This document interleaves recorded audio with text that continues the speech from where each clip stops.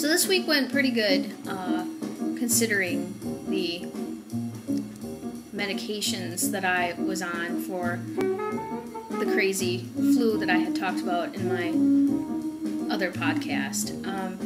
But I decided to put together a sort of little video clip montage thing of what I was working on in my studio during the time that I couldn't sleep at all. I saved some of the manicness, reeled it in a little bit, and decided to drive it towards my art and my music. So things went pretty good. I'm tapering off the crazy drug that makes me a little more nuts than I usually can be. Anyway.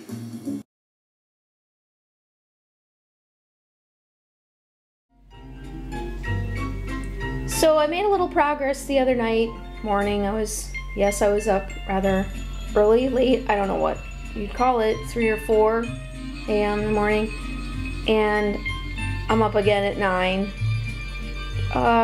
showing you the progress for my studio. This is some progress on the Circus Mutant tryouts, and I let the mutants out to do a little dry run and see how they might look on the piece. This is my dirty paint water right next to my clean water, which I need to move because sometimes accidents happen, but I don't know, paint adds a little extra flavor. You know how artists are. Sure, it helps your mental state. Here are my paints, here's my mess, and that's about it with this. I'll add probably, I'll definitely add some words and gibberish and other types of things that I add in my pieces, but here's the progress. Thanks for checking that out.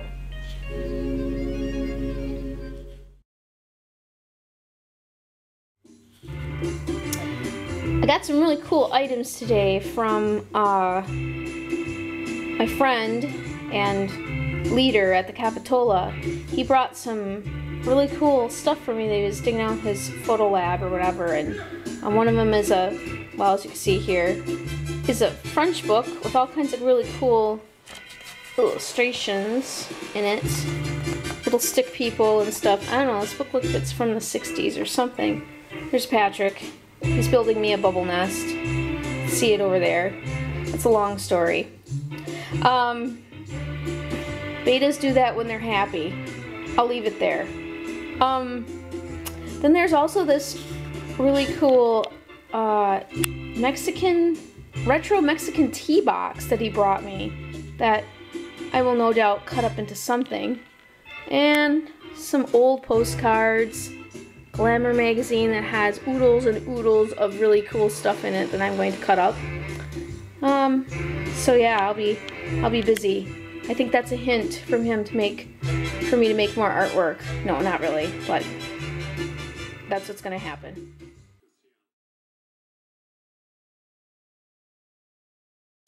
I'm currently getting ready to go through a big stack of pinups that I have been hoarding for the past couple years from calendars gone by, because I'm gonna be using them for the trapeze portion of my mutant circus freak show tryouts.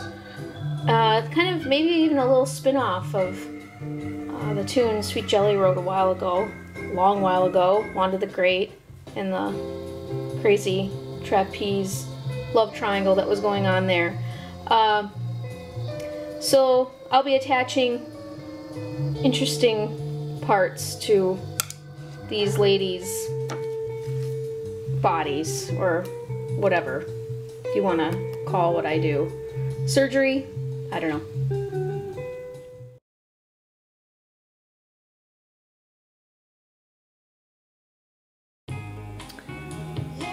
I'm continuing working on the circus freak piece that I still have yet to have a proper title for, but anyways, I thought I would show you how I cut up little words that go into my paintings.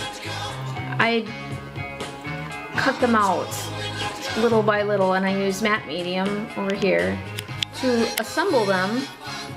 And I'm sure there's an easier way to do it, but I'm not gonna do it. I'm gonna do it the hard way, because that's what I like to do. I like to do everything the hard way. That's obvious in my life. Anyways, here's the progress of the circus piece, and things are in full swing, I guess.